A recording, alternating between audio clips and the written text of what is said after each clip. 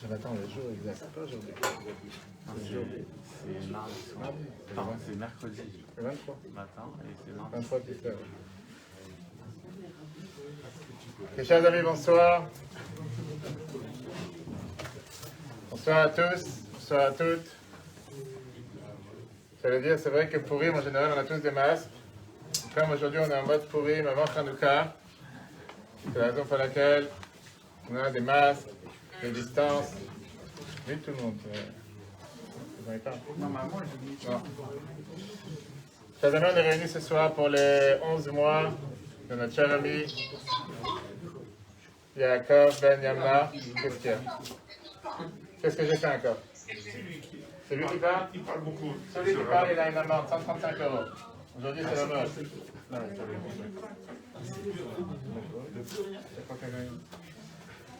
Chers amis, on est un jour important aujourd'hui. D'abord, c'est le vin qui se lève. C'est le jour de la Géoula, le jour de la libération du Admour Hazaken, le fondateur de la Chassidut Chabad. Chassidut Chabad, c'est aujourd'hui, c'est un jour important, c'est un jour dans lequel on dit pas Tachanoun. Un jour qui, a 222 ans, a été révélé ce qu'on appelle aujourd'hui la philosophie Chabad, la Chassidut générale, fondée par le Baal Shem Tov, et son petit-fils spirituel, le Rabbi Shlomo Zalman de Liadi, fondé la Chassidut Chabad. C'est pas par hasard qu'on est réunis aujourd'hui aussi pour les 11 mois de notre cher ami Yaakov Ben Yamna, puisque les parachiotes qu'on est en train de vivre en ce moment, ce sont les parachiotes qui nous parlent de Yaakov. On a parlé il y a quelques semaines du fait que le patriarche le plus important dans la Torah, où il y a plus de 5 parachiotes et plus, qu'on vit avec le patriarche, c'est Yaakov. Abraham, on a parlé avec lui peut-être 2 parachiotes, on va dire 2 et demi. Yitzhak, même pas une paracha. Yaakov, on vit avec lui depuis la semaine dernière jusqu'à la fin du Chumash. Yaakov était quand même celui pour lequel le peuple juif porte son nom. On les vient tous appeler les Béné Israël. C'est vrai que la semaine dernière, Shabbat, on a changé de nom. On a dit qu'à partir d'aujourd'hui, il ne s'appellera plus Yaakov, il s'appellera Israël. Qui s'arrête Elohim, parce que tu t'es battu avec un ange, Vatuchal, et t'as gagné. Néanmoins, contrairement à Abraham, on sait qu'Abraham, une fois que la Torah a changé son nom, il n'appelle plus Avram, mais Abraham avec le He. On ne l'appelle plus Abraham. Abraham, c'est son nom éternel. Alors que dans la Torah, pour Yaakov, on voit que la Torah, à plusieurs reprises, elle change. Des fois, elle appelle Yaakov, et à la rigueur, j'allais même dire presque pas Israël, plus ou moins Yaakov. Nous sommes tous les enfants de Yaakov. Mais nous sommes tous aussi appelés Béné Israël. Dans le psaume 80, c'est le psaume dans lequel on nous appelle aussi les enfants de Yosef. Il y a un énorme parallèle entre Nachita, Katzen, Yosef. On est tous les enfants de Yosef et les enfants de Yaakov. Il y a beaucoup de parallèles entre ce qui s'est passé avec Yaakov et ce qui s'est passé avec Yosef, et c'est sur ça qu'on va s'arrêter aujourd'hui. Le titre qu'on a donné au cours qu'on va voir ce soir, Ve'elu Nishmat Rabbi Yaakov Ben Yamna, c'est comment faire face parfois, comment se sentir qu'on appartient. Comment se dire que je fais partie? Comment parfois, même quelqu'un qui a pu être très très loin, qui a pu être très éloigné, quelqu'un qui parfois se dit, il a tout raté, il a tout faux, il a fait tellement d'erreurs dans sa vie. Comment se dire, néanmoins j'appartiens? Et ça, c'est le lien avec le jour dans lequel nous sommes aujourd'hui, le vin qui se lève, et la paracha Vayeshev. Le fait de se dire que quoi qu'il arrive, on a une neshama à l'intérieur. Pas seulement on a une neshama, on a cette lumière qui est claire à l'intérieur de chacun d'entre nous. Peu importe où quelqu'un il a pu aller loin, peu importe où quelqu'un il a pu parfois faire une erreur, on va voir ce qui s'est passé dans la paracha de cette semaine avec notre cher Yosef. Yosef était quelqu'un qui avait toutes les raisons sur terre pour faire ce qu'il voulait. Face à la séduction qu'il y a eu avec la femme de Potiphar, Yosef il aurait pu très bien faire ce qu'il voulait. Personne sur terre aurait été au courant. Il n'y avait pas de caméra cachée à l'époque. Il n'y avait pas de caméra dans chaque coin de rue. Il n'y avait pas les réseaux sociaux, il n'y avait pas la localisation sur l'iPhone ou sur les Samsung ou les autres marques. Il n'y avait pas de PV à 135. Il n'y avait pas d'attestation pour sortir. Il n'y avait pas de couvre-feu. Il ne fallait pas dire où tu vas, où tu rentres, quand tu sors. Est-ce que vous êtes 6 personnes ou 10? Comme j'ai raconté tout à l'heure à plusieurs amis, je suis en train d'arranger pour les allumages, si Dieu veut, dans la scène les allumages publics de Hanouka. Si Dieu veut, cette année, on aura les 4 allumages à Ponto, dimanche prochain à 18h.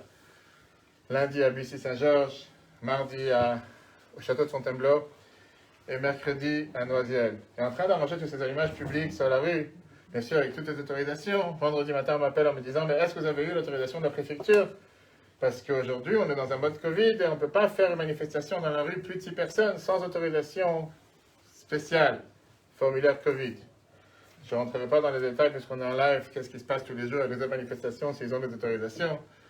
Mais le compte était que 6 personnes, ça va, plus de 6 personnes, c'est un problème. Chers amis, regardons ce qui s'est passé avec Yosef.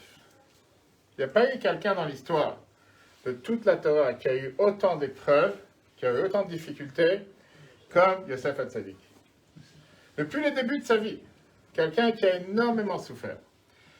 Et il faut énormément de force à l'intérieur de soi, ou des forces internes, et c'est ce qu'on va voir aujourd'hui ensemble. Comment trouver ces forces à l'intérieur de soi pour pouvoir faire face à tant d'épreuves et les surmonter. À tel point que la Gemara nous dit, comme on va voir, que si une fois il y a une personne qui va venir se plaindre en disant « Moi je ne peux pas, parce que j'ai trop de difficultés », on va dire « Écoute, Yosef était pire que toi. » Yosef Hatzadik, exactement.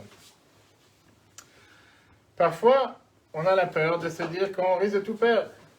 Parfois, on se dit, si jamais tu fais une erreur qui peut durer quelques minutes, il suffit que tu fais une seule erreur, et que tout ce que tu as construit pendant tellement d'années, pendant tellement de temps, tout est fini. On va découvrir le secret.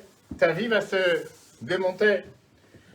Yosef était quelqu'un qui n'avait pas de quoi perdre. Il était tout seul dans un endroit où il n'a pas de famille, il n'a pas de père, il n'a pas de mère, il n'a pas de frère, il n'a pas de sœur, il n'a pas de beau-frère, il n'a personne. Il est dans un endroit où il peut faire exactement ce qui lui vient dans la tête. Il était totalement effacé. Lui seul savait qu'il existait sur Terre. Il n'avait aucun contact avec personne de sa famille. On verra dans les prochaines parashiot comme quoi même son mariage, même les 10 enfants qu'il a eus, son frère, les enfants qu'il a eus, il les a appelés sur le nom de tout ce qui s'est passé. Si j'aurais été à son mariage, j'aurais été présent. Yosef a construit sa vie sans personne. Personne n'était là avec lui. D'abord, il a perdu sa mère. Une fois qu'il a perdu sa mère à l'âge de 9 ans, son père, il était déjà en deuil sur lui alors qu'il était encore en vie. Ses frères reviennent à la maison cette semaine dans la paracha et disent à leur père, Yaakov, Taraf, Yosef, Chayar, Chalad. Yosef a été dévoré par une bête sauvage.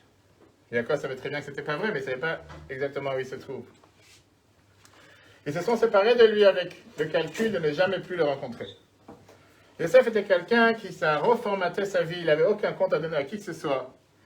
Ni où il part le soir, ni où il revient le matin tard.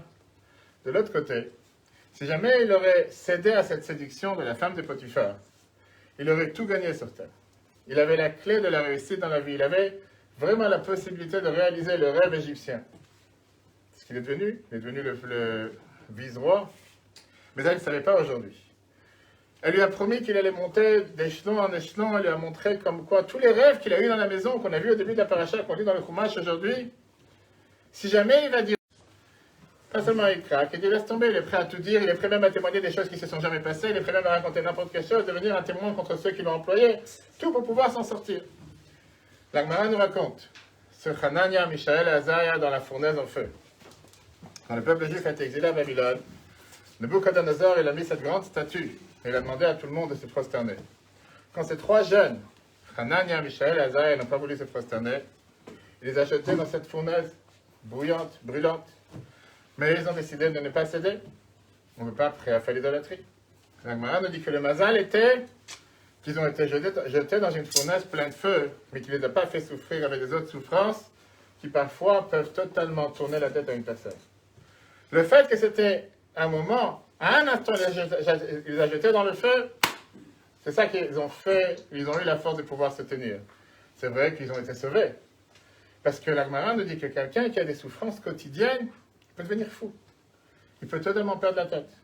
Et on le voit aujourd'hui, malheureusement, dans la société dans laquelle on vit, avec des personnes qui sont accros aux nouvelles et qui écoutent les nouvelles du matin jusqu'au soir, qui sont déjà d'abord fous de les écouter.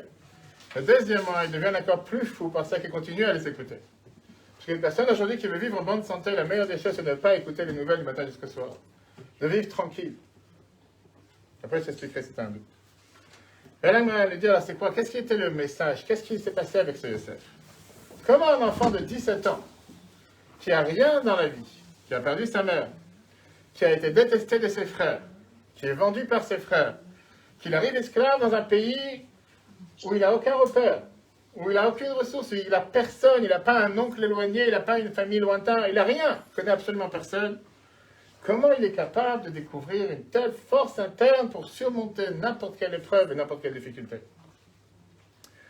La morale répond ces fameux mots, ces fameuses phrases. Vayavo abaita, il est arrivé à la maison. La sot l'arto pour faire son travail. Ve'en ish me'anshe abayit sham babayit. Il n'y avait personne dans la maison pour être présent lorsqu'il devait faire son travail. Viens Rashi de la Gemara cette heure nous dit, qu'est-ce que ça veut dire qu'il est venu à la maison pour faire son travail? Il était venu ce jour-là presque pour fauter avec cette femme, en se disant, il n'y a plus personne à la maison aujourd'hui.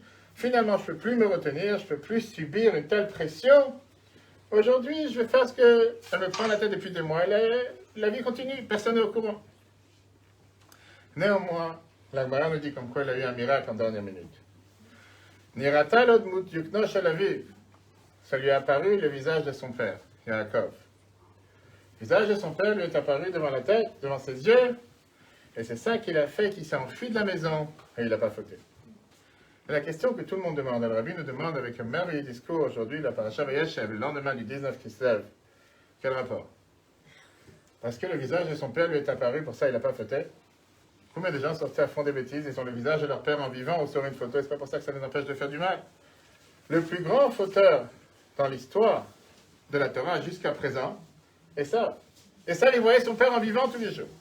Il voyait Yitzhak tous les jours, ça n'empêchait pas d'aller dans la rue la journée et faire toutes les bêtises sur terre, avec les nombreuses femmes dont il était non officiellement marié, comme Rashi nous raconte.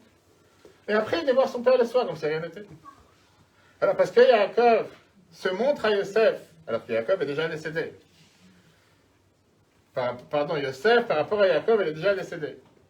Yaakov se montre à Yosef de manière lointaine. Yosef n'a pas de contact avec son père, il n'a même pas une photo, il n'a pas un iPhone, il n'a rien. Le visage, comme une vision dans un rêve, se montre à son fils.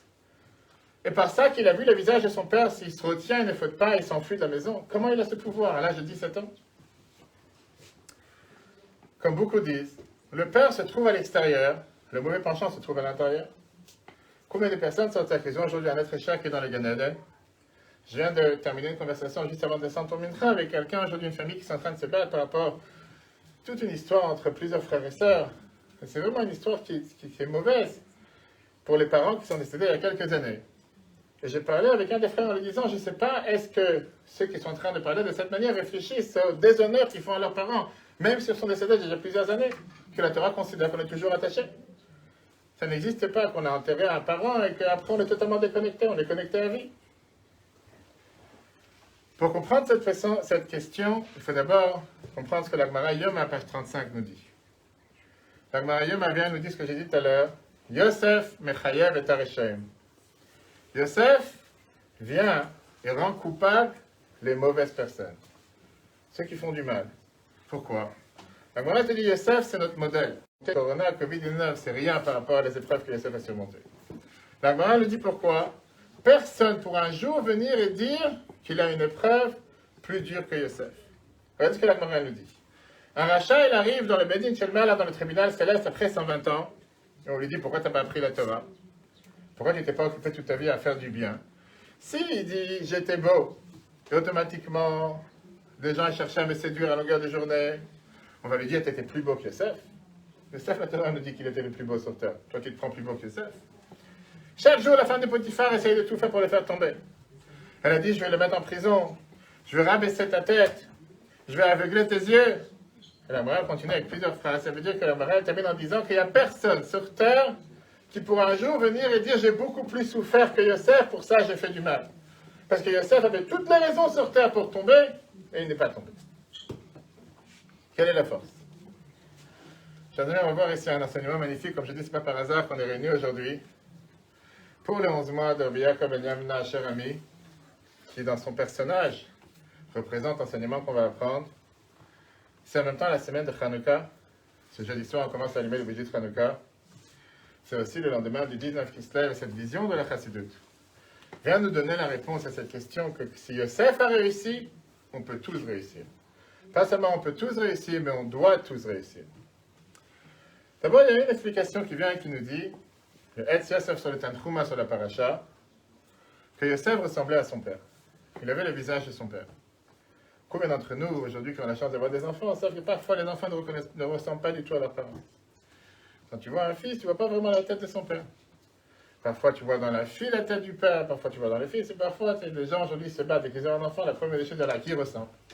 Va savoir. Demande de voyance sur terre, on dit à qui il ressemble. Quand une fois quelqu'un qui a dit qu'est-ce qu'il est moche, ce bébé. En règle générale, tu n'entends pas quelqu'un qui dit qu'il est moche, on dit qu'est-ce qu'il est beau. Et de la seconde qu'il est né, on te dit il a le nez de son père, il a le nez de sa mère. Va savoir. On laissera les grands-mères parler. Dans la vie de tous les jours, pas forcément un enfant il ressemble à son père. Pas quelque chose d'obligatoire. Agmara nous dit que Yosef, il ressemblait à son père, que son visage, c'était en miniature le visage de son père Yaakov. Et ça, c'est ce qui a fait tous ces changements. Yosef, quand il a vu son père, qu'est-ce que ça veut dire? Il a vu son père et s'est vu à lui à nouveau. En deux mots, son lien avec Dieu, à travers le lien parental qu'il avait par Yaakov, c'est ça qui l'a fait totalement oublier, se déconnecter de la femme de Potiphar et ne pas tomber, ne pas faire ce qu'il ne faut pas. Elle a déjà essayé de le convaincre en lui disant, tu es quelqu'un de nouveau en Égypte. Personne ne te connaît. Tu es un inconnu. Personne ne sait d'où tu viens. Tu as ici un nouveau. Pas seulement ton passé n'existe plus. Tu as une nouvelle vie. Tu es quelqu'un de nouveau. Et quand Yosef il a vu le visage de son père, c'est pas son père qu'il a vu. Il a vu le visage de son père qui avait à l'intérieur de lui. Il a vu la Neshama qui était cachée à l'intérieur de lui, qui est à l'intérieur de chacun d'entre nous. Il a vu cette âme divine qui est une parcelle de Dieu qui est à l'intérieur de chacun d'entre nous, avec laquelle il ne peut pas se détacher. Que tu veuilles ou pas, tu ne peux pas te détacher. Et Yosef a fait à ce moment-là le vœu en disant, je ne viens pas d'ici, je ne suis pas un Égyptien, je suis un enfant de Yaakov, je fais partie des 12 tribus. J'ai mon nom qui sera gravé sur le pectoral du grand prêtre, sur les 12 pierres précieuses. Je ne peux pas me détacher de cette lignée du peuple juif, du passé comme du futur.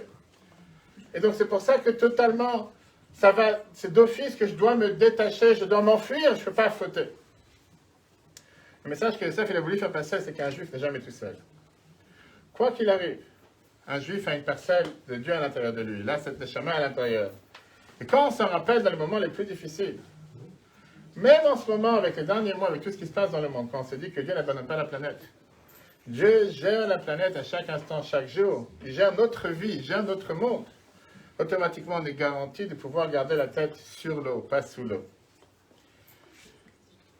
Il y avait un jour une histoire, un juif qui s'appelait Reb Shmuel Prus. C'était un chamash d'une synagogue en Israël. Dans sa jeunesse, malheureusement, il était assis plusieurs années dans les camps de travaux forcés en Sibérie. Pourquoi? Parce qu'il propageait le judaïsme à l'époque, dans la Russie communiste. On n'avait pas le droit de propager le judaïsme. Et là-bas, il a reconnu un juif, il connaissait un juif qui s'appelait Abraham. Ce juif avait l'habitude de faire des chapeaux en paille, ou les chapeaux qu'il faisait en général en tissu pour les gens dans l'armée. Et ça lui a valu le fait d'être sauvé, que même dans les camps de travaux forcés, les commandants de l'armée lui ont dit, ah, tu sais faire des chapeaux? Viens, on va te donner un travail du matin jusqu'au soir, tu vas faire des chapeaux pour les différents gradés qu'il y a dans l'armée. Il a aussi une petite chambre, du matin jusqu'au soir, il devait faire ses chapeaux. Avant la fête des Sukkot, Abraham, il a demandé à Shmuel Prus, il lui a demandé, où on va faire une Sukkot cette année? On est dans un camp de travaux forcés en Sibérie, comment on va réussir à pouvoir faire une Sukkot? Et Shmuel lui a dit, mais tu t'as oublié, on est en Sibérie. On est dans un camp de travaux forcés, on n'est pas ici en liberté. Ce n'est pas une attestation qu'on doit remplir le matin ou le soir pour sortir et rentrer. On est en Sibérie, on n'a même pas un rêve de pouvoir faire une soukha. Il lui a dit, écoute, laisse-moi tranquille, je prends quelques planches qu'il y a dans la cour. On va s'arranger avec quelques planches du feuillage, on va faire une soukha, qu'est-ce qu'il y a? Qu'est-ce qui va nous arriver? Arrive le soir de Sukkot. Abraham, il sort une petite bouteille de vodka qu'il avait ramassée avec lui. Et les deux, ils n'arrivent pas à croire. Ils sont dans un camp de travaux forcés en Sibérie et ils font la bracha al mitzvah soukha. Ils sont les plus heureux sur terre. Et tout d'un coup, ils entendent des cris par l'extérieur, quelqu'un qui crie, il dit, mais vous êtes complètement fou. Pas seulement vous faites quelque chose de religieux, mais en plus de train de boire de l'alcool, deux choses interdites. C'est pas une amende de 135 €, c'est la mort, peine capitale. Comment vous vous permettez de faire une chose pareille dans un camp en Sibérie, en train de faire un kidouche, quelque chose de religieux, et en plus vous buvez de l'alcool? Le plus gros péché sur terre. Un des deux juifs, il voit ce commandant, et il lui dit, écoute, au lieu de crier, viens t'asseoir avec nous. Qui ne veut pas un peu d'alcool quand il fait froid en Sibérie, dans les camps? Qu'est-ce que tu te prends la tête? Qu'est-ce que tu es en train de crier? Quelqu'un qui te regarde ici, viens participer avec nous. Il dit, écoute, nous on a l'habitude avant de boire, de faire la bracha. Baruch ata Hashem she'akol neya bidvaro. Il commence à faire la bracha, et le commandant, qui s'assoit, il commence à pleurer. Et en commençant à pleurer, il dit, je suis un juif comme vous. Et malheureusement, avec tout ce qui s'est passé avec les communistes, etc., je me suis totalement éloigné. Et je suis devenu aujourd'hui un goy, pire que tous les autres. À tel point qu'il faisait du mal à tous ses frères juifs qui étaient ici dans les camps. Ils ont discuté toute la nuit et il s'est dit, est-ce que j'ai encore de l'espoir? Est-ce que je peux encore revenir avec tout le mal que j'ai pu faire? Et ils lui ont dit, t'inquiète pas, ça n'existe pas un juif qui n'a pas une neshama. Ça n'existe pas un juif qui n'a pas cette âme à l'intérieur de lui, que quoi qu'il arrive, il appartient toujours à son peuple. Ça n'existe pas un juif qui n'appartient plus. Hier soir, je suis parti rencontrer une famille, je ne sais pas s'ils nous regardent en live, mais j'ai rencontré l'histoire sans leur nom. Une famille en Seine-et-Marne, dans un trou, comme pas le grand trou qu'il y a en Seine-et-Marne.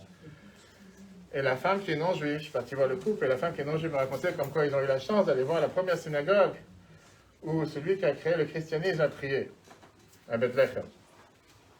Je dis, je ne savais pas au courant qu'il était parti dans une synagogue quand il était enfant, parce qu'on parlait sur les différentes religions. Le mari est juif. Un juif est un juif, quoi qu'il arrive.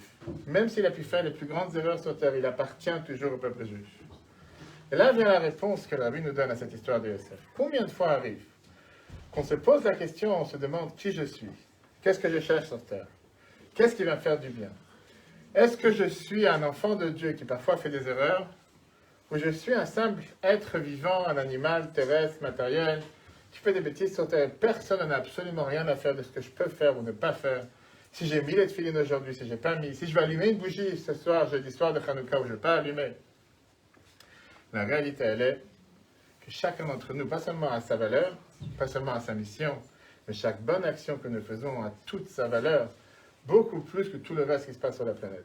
Parce que si Dieu l'a décidé, que chacun d'entre nous, nous sommes présents aujourd'hui, c'est parce que chacun, nous avons notre mission, que si ce n'est pas nous qui allons la remplir, personne d'autre pourra la remplir. Parce que si jamais nous sommes en trop, on n'aurait pas été là aujourd'hui. Si jamais on n'aurait pas eu notre mission, chacun d'entre nous ici présents à remplir, on n'aurait pas été présent. Le fait que nous sommes chacun ici présents, ça veut dire que Dieu il attend de chacun d'entre nous d'agir, de jouer le morceau de la pièce de théâtre qui doit jouer ce moment précis, dans ces conditions, dans ces circonstances, dans les circonstances du monde, dans les circonstances personnelles. On ne peut pas se dédouaner en disant, malheureusement, dans la situation dans laquelle je me trouve. Vous savez qu'il y a 2-3 semaines, quand est décédé le grand rabbin Jonathan Sachs, le grand rabbin d'Angleterre, il a raconté plusieurs fois, comme quoi, quand il a rencontré le rabbi pour la première fois, quand il avait une vingtaine d'années, dans les années 60, le rabbi lui demandait combien et qu'est-ce que tu fais pour la vie juive à Cambridge. Et il a dit, comme un bon anglais juif, j'ai répondu au rabbi, vous savez, monsieur le rabbin, dans la situation dans laquelle on se trouve, et le rabbi, il le stoppe et il lui dit, personne ne se trouve dans une situation. On se place dans une situation, et de la même manière que tu t'es placé dans une situation, tu peux te placer dans une autre situation. Combien de fois arrive le doute qu'on peut se demander en disant, peut-être je n'ai pas toujours fait ce que Dieu voulait de moi. Peut-être que je ne fais pas Shabbat à 100%. Peut-être que je ne fais pas les tefilines tous les jours. Qui dit que Dieu va encore écouter ma prière? Qui dit que Dieu est encore intéressé à une mitzvah que je vais faire? Vient la réponse de l'histoire de Yosef pour nous dire, et c'est ce que la Chassidoute nous dévoile, ça n'existe pas un juif qui n'appartient pas. Ça n'existe pas un juif qui n'est pas aimé de Dieu, qui n'est pas cher aux yeux de Dieu. Et ça, c'était cette révolution que le rabbi Shneur Zalman, le premier rabbi de Chabad, a fait quand il a propagé la Chassidoute et il a été emprisonné à cause de ça il y a 222 ans, en 1799. C'était une année dans laquelle il y avait des bouleversements à niveau international. C'est l'année qui a fait la révolution moderne. Nous, on a la chance, on est en France. Tout celui qui connaît un peu l'histoire, qu'est-ce qui s'est passé en 1799? C'est la Révolution française. 89? 10 ans plus tard, c'est pas grave, 10 ans, c'est 10 ans de décalage. 1989, je me rappelle que dans Paris, il y avait les panneaux partout, 200 ans de la Révolution.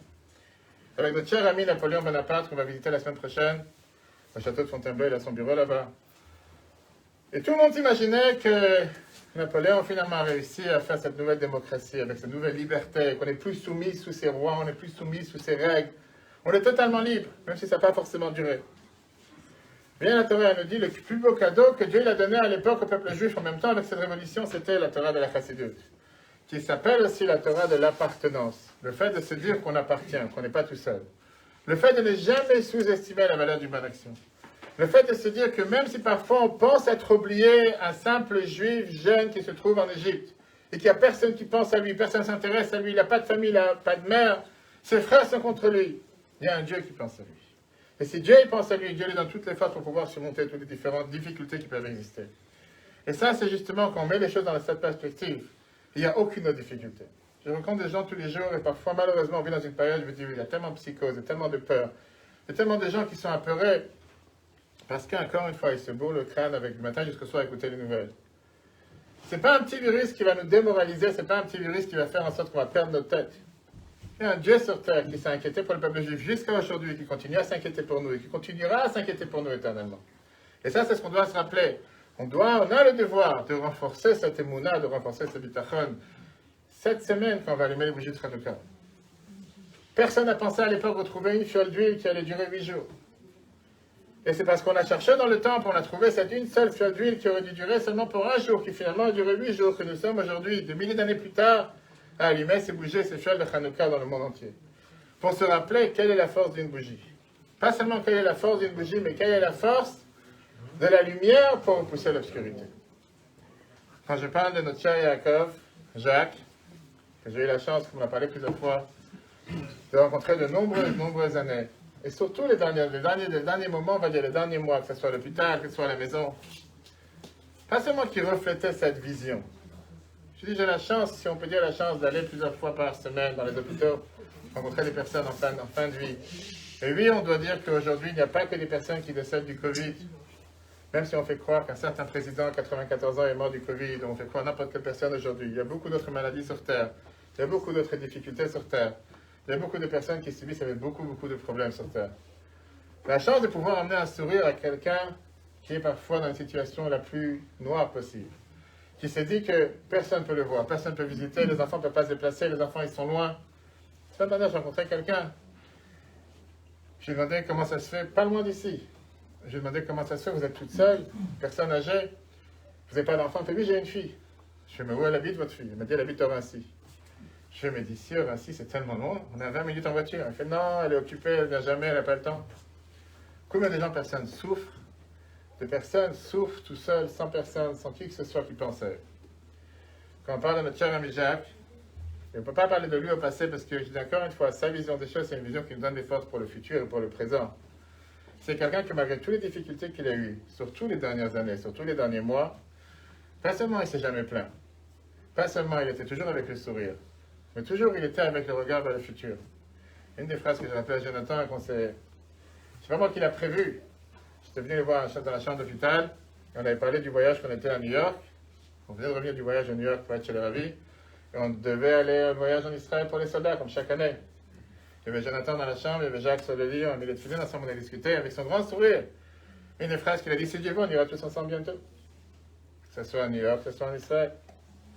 Dieu il a fait en sorte que juste après, il y a eu cette folie monumentale dans le monde, qui a fait en sorte que les gens ne savent plus quoi faire, ils ont fermé les frontières. Alors c'est vrai qu'aujourd'hui, il y a le paradis à Dubaï, c'est une parenthèse pour certains. Beaucoup de gens aujourd'hui s'imaginent qu'il faut tout faire par Dubaï. Mais si Dieu veut, pas penser que le monde va rester comme ça éternellement. Si Dieu veut prochainement, le monde va redevenir normal, si on peut dire, on va pouvoir voyager, que ce soit tous ensemble avec ma chère Yerushalayim, les prier sur la tombe du Ravi. Mais cette vision des choses qu'il avait, une vision qui est toujours positive, une vision dans laquelle il n'y a pas de fatalité, une vision dans laquelle, malgré les difficultés, on peut toujours tout surmonter. Et je pense que c'est un message qu'on peut tous prendre, tous ceux qui se sont réunis, soit sur Zoom, soit sur Facebook, soit présents aujourd'hui pour ces 11 mois. Comment regarder la vie? Toujours se battre, mais avec le sourire. Toujours se battre avec le positif. Toujours se battre en se disant que quoi qu'il arrive, on va gagner, on va réussir. Alors oui, c'est vrai qu'aujourd'hui, le Gan Eden, et le Gan Eden où il se trouve, il prie pour sa femme, il prie pour ses enfants, il prie pour ses frères, il prie pour toute sa famille. Et je suis sûr que le Gan Eden, il a un accès direct pour amener toutes nos prières et toutes nos demandes envers Dieu. Mais nous qui sommes présents ici ce soir, on a le devoir de se dire ce que nous faisons chaque jour pour vivre avec ce positif, pour vivre avec cette valeur et pour le transmettre à tout notre entourage. Oui, chacun d'entre nous a le devoir d'être un ambassadeur de lumière. Chacun d'entre nous a le devoir de se dire, si Dieu m'a placé dans cette situation, dans cette circonstance, dans ce moment, c'est que je dois faire jaillir la lumière. On n'a pas le droit d'être fataliste, on n'a pas le droit d'être négatif, on n'a pas le droit d'être pessimiste, on n'a pas le droit d'être sombre. Nous sommes le peuple juif qui a survécu toutes les difficultés. Et même les différentes difficultés qu'il peut y avoir aujourd'hui, on va aussi les surmonter. Ça, c'est le message de Hanouka. Je dis quand je parlais avec les différents mères. Pour les allumages, il m'expliquait comme quoi, vous savez, il y a le marché de Noël, il y a ci, il y a ça. J'ai dit, tout est possible sauf l'allumage. Rajouter de la lumière pour repousser l'obscurité, c'est pas possible. Si tu veux, on aura les allumages. Encore plus cette année que les autres années. Permettez-moi de terminer avec une merveilleuse histoire. Une histoire que ça vient refléter comme quoi parfois on peut s'imaginer qu'on fait une seule bonne action qui n'a pas de valeur. En réalité, ça a une énorme valeur. Brenna Schaeffer, c'était une femme en Amérique qui donnait des conférences. Et quand elle était une jeune maman, elle s'est posé plein de fois des questions. Qui dit que le travail que j'ai fait a de la valeur? Est-ce que vraiment j'ai un impact sur les gens? Et elle s'est dit peut-être, je perds mon temps. Au lieu d'être à la maison, m'occuper de la famille, je ne suis pas tellement actif dans la vie familiale. Au lieu d'aller donner une conférence par-ci, par-là, ça n'a aucune valeur. Une fois, elle a reçu un merveilleux message, un signe de Dieu que parfois, nous, on ne voit pas les fruits des efforts que nous faisons. Parfois, tu te dis, qu'est-ce que tu perds ton temps à aller voir un juif pour qu'il allume une bouchée de Hanouka ou qu'il mette une fois les tefilines? Ou qu'il fasse une seule mitzvah parce que tu as parlé avec un juif, tu as échangé sur une mitzvah, mais tu ne veux pas savoir quel impact ça a beaucoup plus tard. Une fois, elle a été appelée par le secrétaire du rabbi, le rabbi Benjamin Klein. Il a dit, je vais te montrer une lettre. J'ai reçu cette lettre aujourd'hui avec ce petit boîtier de mezouza à l'intérieur. Et la lettre, il dit la chose suivante, je traduis la lettre. Monsieur le grand Rabbin Schneerson, je ne suis pas partie de vos disciples, je ne suis même pas un juif, je suis un homme catholique. Pendant de nombreuses années, j'étais marié à une femme juive qui ne connaissait rien de son judaïsme. Il y a quelques années, on a eu une énorme difficulté. On n'a trouvé aucun sens à la vie. On pleurait énormément. Ma femme m'a demandé, viens, on va visiter la synagogue réformiste conservative. Je l'ai fait, mais ça ne m'intéressait pas trop. Après ça, je lui ai dit, tu sais quoi, viens avec moi à l'église, dimanche. Elle était d'accord. Quelques jours avant ce dimanche, elle a vu une affiche dans le journal. C'était une affiche qui parlait du judaïsme de Madame Schaeffer, cette femme qui est ici présente. Elle est partie et après, elle est venue voir la personne l'interlocuteur. Elle lui a dit, tu sais que dans quelques jours, je vais à l'église pour me convertir au christianisme. Cette personne qui donnait la conférence ouvre son sac, sort un petit bougeoir. Elle lui dit, regarde, vendredi arrive, je te demande d'allumer les bougies vendredi avant le coucher du soleil. Le monsieur qui a écrit la lettre, il dit, ma femme, elle a fait une chose pareille. Et sans pouvoir l'expliquer, sa vie s'est remplie de lumière. Elle n'est plus partie à l'église. Pendant un long moment, elle s'est renforcée avec son judaïsme. Elle a même acheté ce boîtier de mezouza pour l'accrocher à la porte de chez nous. Il y a quelques semaines, ma femme est décédée. Moi, j'étais sûr, en tant que catholique, j'allais organiser un enterrement catholique. Et j'allais l'enterrer à côté de l'endroit où j'ai pensé que moi aussi, je serais enterré plus tard. Mais avant d'organiser ça, j'ai vu ce bougeoir qu'il y avait sur la table. Et je me suis dit, c'est pas possible. Ma femme n'appartient pas à ma religion. J'ai levé le téléphone au rabbin de l'hôpital et je me suis assuré qu'elle est un enterrement juif. Il termine sa lettre en écrivant au rabbi. Il fait, maintenant, je me rappelle que cette madame Schaeffer qui avait donné la conférence, elle a dit qu'elle appartenait à Chabad. Donc je renvoie la mezouza que ma femme avait achetée, puisque maintenant elle n'est plus dans la maison, moi je ne suis pas juif, donc j'en ai pas besoin. Je suis sûr que vous allez pouvoir faire quelque chose de bien avec. Imaginez-vous un instant, cette personne qui va et qui donne un cours ou une conférence quelque part, qui se dit, je perds mon temps parce que de toute façon personne n'écoute, tout le monde est en train de dormir ou tout le monde est hypnotisé, comme parfois ça arrive ici au travail. Et quelqu'un se dit, mais qu'est-ce que tu perds ton temps à aller voir un juif allumer une bougie, mettre une paire de tefilines, parler un mot de Torah avec un juif, tu perds ton temps, ça n'a pas de valeur. Regardez comment parfois on ne peut même pas voir les fruits de ce qu'on fait. Parfois le fait d'avoir parlé ou dit une bonne parole à une autre personne, un simple sourire à quelqu'un d'autre, juste tenir la porte à quelqu'un d'autre, juste amener de la lumière, être positif. Tu entends que quelqu'un il est malade, va le visiter. On sait que dans la halakha, on peut même visiter à travers le téléphone aujourd'hui, à travers Zoom. Juste envoyer un paquet de gâteaux, un paquet de chocolat, peu importe. Il y a tellement de moyens qu'on peut amener un sourire chez des gens aujourd'hui qui pensent que leur tête est totalement perdue, qu'ils ont tout perdu. Et quand on fait une chose pareille, même si on ne voit pas les fruits, vient la fête de Hanouka nous rappeler qu'une bougie repousse énormément d'obscurité, que Dieu fasse que ça se passe exactement cette année la même chose. Grâce aux lumières de Hanouka, on puisse mériter à faire chasser toute cette obscurité, chasser tout ce négatif, chasser toutes ces choses pessimistes. Et que la lumière de Hanouka amène la réfouche, justement, la bonne guérison à tous. Que tous ceux qui ont besoin d'une longue vie, bonne santé, que Dieu leur envoie une longue vie, bonne santé. Et comme il y en a du Ganed, où il se trouve, qu'il puisse prier pour sa femme, ses enfants, pour une longue vie, bonne santé, ses frères, ses sœurs. Que tout celui qui a besoin de réfouche, qui est bonne guérison, que le peuple juif puisse partager que des bonnes nouvelles dans les quatre coins du monde avec l'humanité tout entière. et qu'on se rencontre avec Mashiach encore avant la fête de Hanouka. On fait la Ashkava, il y a quelques mots.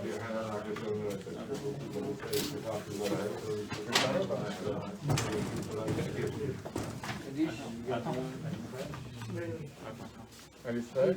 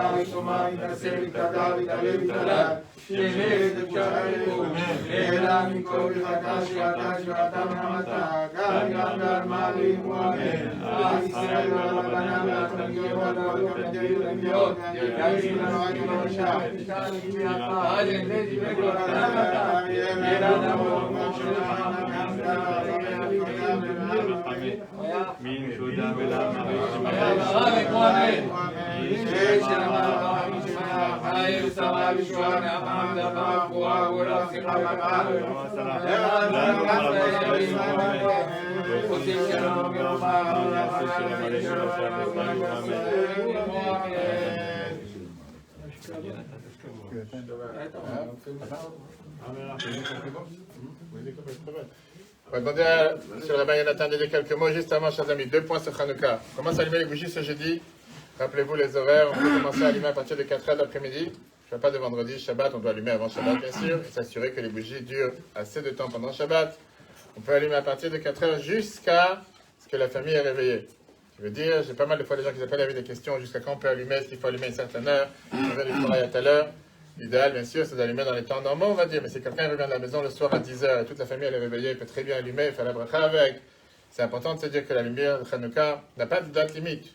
On peut allumer depuis avant le coucher du soleil, pour la gamincha, comme je dis, d'environ à partir de 4h jusqu'au lever du jour. L'idéal, c'est d'accord, il y a des différences si on fait avec bénédiction, sans bénédiction, j'en parle dans les détails, on verra ça le loin dans le cours de mardi. Mais en attendant, se rappeler que c'est important que chacun ait allume les bougies, puisque la Gemara et le Shulchan Aruch nous dit que c'est la seule mitzvah dans laquelle tout le peuple juif l'a fait, mehadrin, mina mehadrin. Là, à la fin au départ, c'est une bougie par famille. Le fait qu'on allume chacun une menorah tout entière avec une bougie, c'est parce qu'on le fait tous de la meilleure manière, et bien sûr, l'idéal de le faire avec des fioles d'huile. Aujourd'hui, vous avez des fioles prêtes, même pas besoin de se prendre la tête de préparer quoi que ce soit, les fioles gélifiées, non gélifiées. En tout cas, c'est important, celui qui n'a pas de menorah, qui n'a pas de fioles, qui n'a pas de kit et qui voudrait en avoir pour pouvoir soi-même, ses enfants, sa famille, les proches, n'hésitez pas, on en a ici en bas, on en a en haut. Je viens de voir après la prière de Marie avec grand plaisir. On va laisser la parole au rabbin.